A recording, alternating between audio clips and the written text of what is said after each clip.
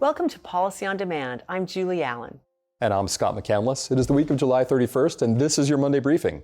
The House and Senate have departed for an August recess period until after the Labor Day holiday, with the Senate scheduled to return September 5th and the House September 12th. When Congress returns, funding the federal government for FY 2024 will be a top priority ahead of the September 30th fiscal year end. Julie? Thanks, Scott, and thanks for that domestic update. And now we're pleased to be joined by Will Morris, who's back to talk with us again about the recent OECD guidance around Pillar 1 and Pillar 2. Will, thank you for joining us. You're very welcome. Your favorite bad penny has turned up again. Well, then let's get started right into that favorite bad penny. So, Will, I know that it's been a couple of weeks since the OECD has released guidance around Pillar 1 and Pillar 2. What are companies asking you about that guidance, and what are you speaking to them about? The digestion process, if I can put it like that, continues. Obviously, as you would expect because a lot of stuff did come out, there are a range of questions. Pillar 2 is front and center because obviously Pillar 2 is happening. We know that at the beginning of next year, many countries will have income inclusion rules, UTPR, the year after. So there's a lot of focus on that. One of the interesting things that we saw in the guidance was more information on safe harbors, both the QDMTT safe harbor, but also this UTPR safe harbor. Now, the UTPR safe harbor, which is for countries that look remarkably like the United States, is good for 1 year. But it gives essentially an out for any application of the UPR to UPE jurisdictions in particular. One of the things that we're beginning to realize is that there is, however, a connection between this and the CBCR safe harbor, which goes on for a couple of years. And in the CBCR safe harbor, there's something about if you're not in it for 1 year, once out, always out. So if you take the UTPR safe harbor, at least this is the way people are thinking about it, then there is the potential that you will not be able to use a CBCR safe harbor for the couple of years after that. So, again, it's a gift which appears to give, but perhaps also takes.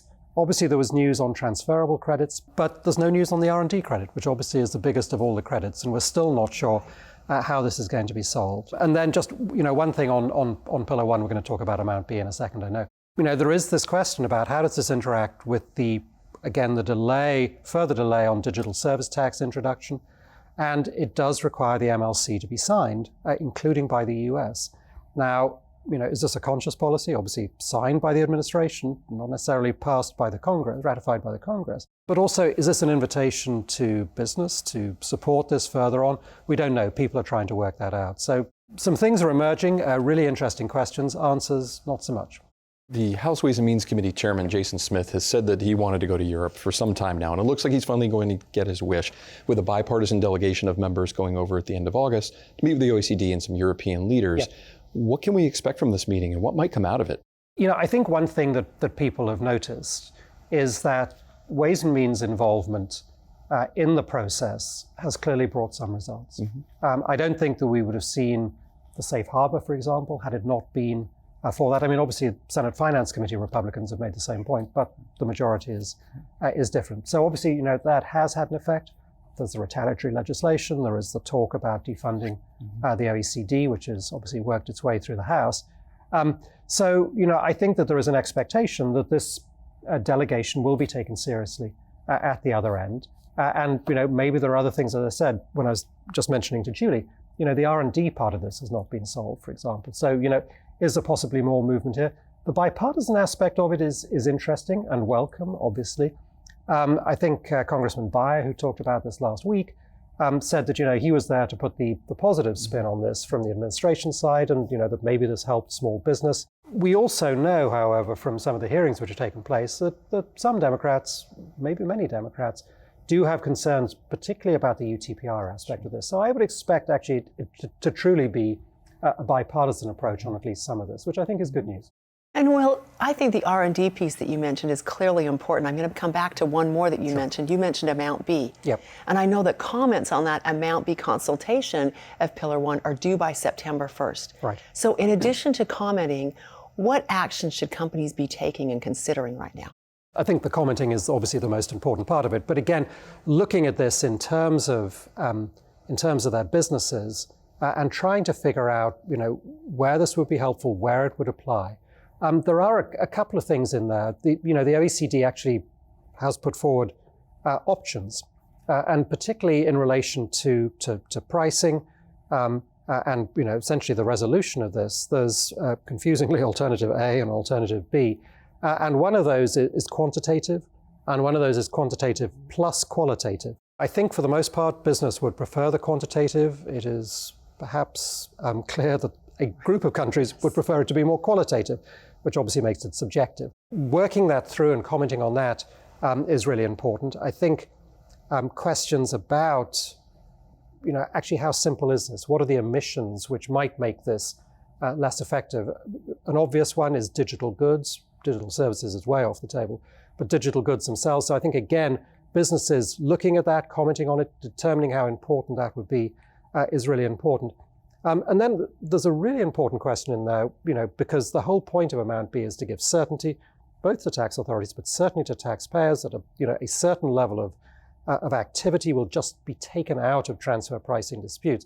There's a real question as to whether, is this a safe harbor, or are these operating rules which everybody has to follow? And that too is up for grabs. So I think really paying attention to that is important. It's a great point and really commenting on that. Maybe shifting gears beyond the OECD, I believe you were in Cartagena, Colombia last week for the launch of the Latin American and Caribbean Ministerial Tax Platform. What can you tell us about this new endeavor, and what insights might companies want to hear? It was. I'm very glad I went. It was really interesting. The first thing that I'd note is actually humbling, and it's one of these things where you almost slap yourself on the forehead that you hadn't thought about it. One of the points that they made, one of the points that the folks from the region made was, we are supposed to implement this by January of 2024. These rules exist in French and in English. They do not exist in Spanish and Portuguese. How do we do this? And you think, I really should have thought of that. So I think that was the first point. The second is there was a lot of talk about credits, much in the same way that we've actually been discussing it.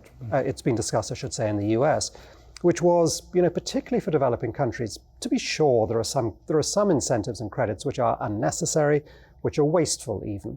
But there are some which are really important in terms of building up infrastructure to allow some of these countries to catch up with the infrastructure that developed countries have. And again, we did not really think this through, and that was very strongly expressed. As I say, there are some credits and incentives which aren't good, but there are actually some which are really quite important. Actually, relating to that as well, with the transferable credit issue, which in a sense has been, in quotes, solved for the US, well, there were questions around that as well. For something in the US, there's a market for transferable credits. These credits have to be marketable, even if they're not actually sold. Is there going to be that market making available in many of these countries? Do they have financial institutions which are sophisticated enough, which have tax capacity? Again, there's not a one size fits all, and this is the scope of that problem is beginning to emerge. And that leads me to the last observation on this, which is that they do not feel their interests have been taken into account. And therefore, they've now issued a statement on this. The ministers have issued a statement. They're going to form this forum. It's going to be led, at least initially, by Colombia, also with Chile and Brazil. But it's also going to give, I think, another boost to the UN. The UN folks were present at this meeting, and there was also a lot of civil society, NGO involvement, pressing very strongly for this. So I think that, we're going to see more of these types of regional organizations coming into the picture as well. And obviously that will confuse things, potentially complicate things, but at the same time, we have to be, and business has to be aware of this. Great advice and great insights as always. Will, thank you very much for being with us yet again. Thank you. Appreciate it. And for our viewers, in case you missed it, included in the email with this episode is the latest Week in Review with Mark Prater and a special episode on recent foreign tax credit relief. And remember to tune in later this week for another Week in Review. And thank you as always for watching, and please stay with Policy on Demand for the latest developments in Washington and around the world. Take care.